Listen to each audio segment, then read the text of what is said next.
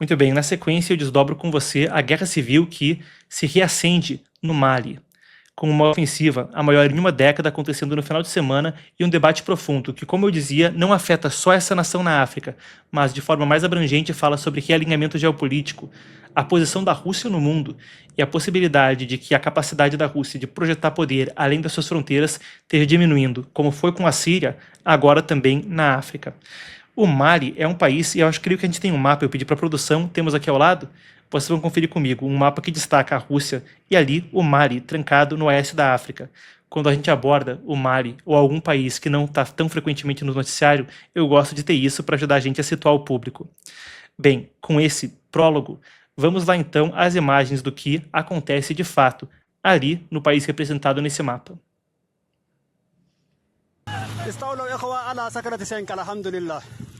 السيطرة تامة سيطرة تامة.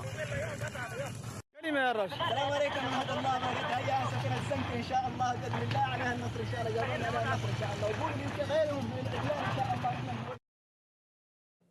Essas foram as cenas divulgadas por um grupo terrorista afiliado à Al-Qaeda, ali no Mali, hoje. Elas seriam filmadas hoje mesmo, conforme não se encontra em lugar nenhum registro delas antes disso. Ali, essas forças comemoravam estar prosseguindo por sobre bases militares críticas existentes ali no país.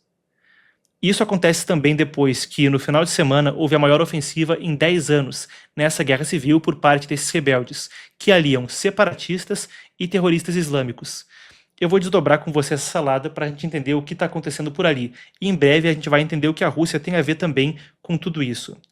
Basicamente, o Mali era uma colônia francesa. Na década de 60, conseguindo a sua independência, ele ainda tinha uma aliança forte com a França, que treinou e equipou as suas forças armadas. Quando o Mali conquistou a sua independência, havia um grupo nômade no norte do país, no nordeste do país, chamado Tuareg. Para quem gosta de automobilismo, não é o carro da Volkswagen não, tá? O nome é parecido. Mas o grupo nômade chamado Tuareg.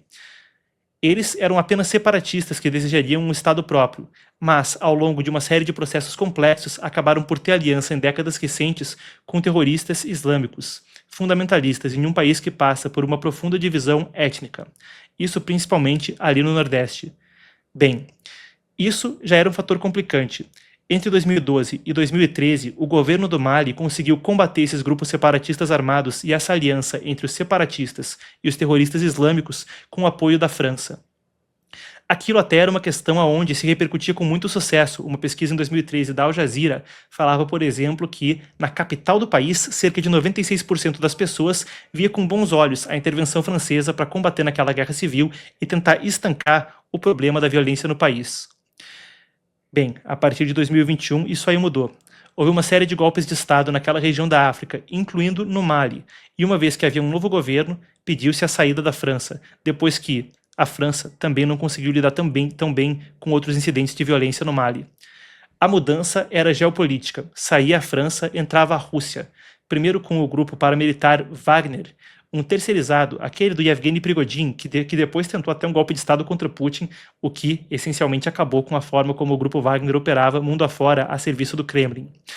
Substituindo o grupo Wagner, vieram então as Africa Corps, as corporações da África, vindas da Rússia, mantendo uma presença militar forte ligada a Moscou ali no país. Em diferentes momentos, houve sucesso russo em combater os separatistas, assim como houve sucesso francês. Por exemplo, a cidade de Kidal foi retomada com apoio russo em 2021 dos terroristas e dos separatistas, o que parecia ser uma grande vitória para o Kremlin em termos de projetar o poder no exterior. Bem, a coisa, depois disso, daí para frente, só para trás. O que aconteceu foi que as corporações da África, depois da troca do grupo Wagner por outras forças paramilitares, não conseguiram manter o mesmo tipo de poderio. E agora, esse é um momento onde, internacionalmente, o Kremlin parece não conseguir manter poder de fogo por ali, enquanto luta, claro, a guerra na Ucrânia e também viu sua posição enfraquecer na Síria. A gente já vai chegar lá quanto a isso. No final de semana, houve a maior ofensiva desses separatistas e terroristas aliados em 10 anos. Eles conseguiram retomar a cidade que a Rússia havia ajudado a capturar em 2021. No processo, os russos bateram retirada, correndo e deixando equipamento para trás, em um episódio que alguns analistas compararam com a saída americana do Afeganistão, que lá atrás, em 2021, acabou deixando para trás dezenas de bilhões de dólares em equipamento que rapidamente foi tomado pelo Talibã. que veio depois a governar de novo o país quando os americanos saíram. Agora, hoje é registrado mais avanço desses rebeldes. Entretanto, o Kremlin ainda parece estar com uma postura abnegada. Aqui a gente tem a reportagem, então, pontuando isso. O Kremlin disse hoje que não irá se retirar do Mali, pretende ficar ali, rejeitando o que os rebeldes dizem ser um pedido para que eles saiam de vez e deixem que o conflito seja resolvido entre as próprias forças locais.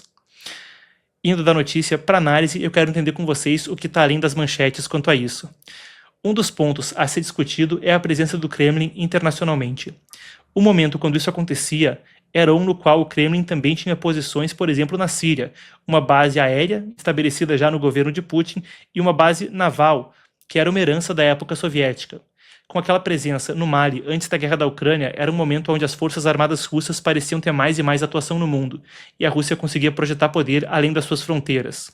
Com um golpe duro contra Bashar al-Assad, que eventualmente fez com que o ditador perdesse o governo da Síria e, por consequência, muito da influência russa fosse com ele, o próprio ditador sírio se refugiou em Moscou quando fugiu, agora uma coisa parecida parece acontecer também no Mali. A projeção de poder no Mediterrâneo e a projeção de poder na África era um pivô crítico para a projeção de Moscou mundo afora.